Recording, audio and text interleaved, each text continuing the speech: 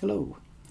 When a person is first starting out in art, they often jump from style to style, material to material, technique to technique. They might paint a portrait one day, a landscape the next, something abstract the day after.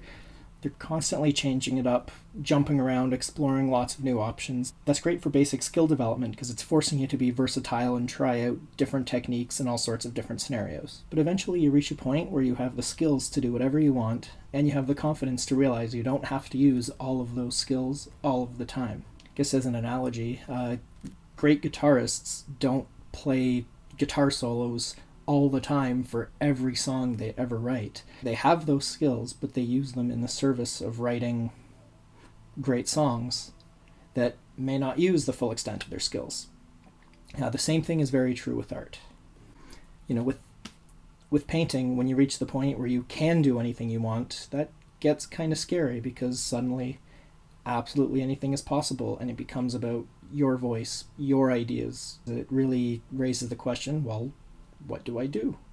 This is where developing your own style comes in, or using your own visual language to make the word style sound more academic. When you get to this stage, one thing I find really helpful is rather than doing a bunch of one-offs, try to work in series. What does working in series mean? Well, start by establishing a set of ground rules. These things will be the same in every single piece, then have a small number of variables that you will change up in each piece. I like to produce a set of 4 to 6 unfinished pieces under these conditions. Then I can set them up together, compare them, and see how they work together. This gives me a lot of insight about the visual language I'm using. It also allows me to take notes and find interesting new avenues to explore for the next set of paintings. If everything is a one-off, it can be really hard to see where the problems are and where the interesting new ideas are coming from. Also, by not finishing each of the pieces, but having them all half done laid out in front of me, makes it really easy to go into some of the earlier ones and tweak them a little bit.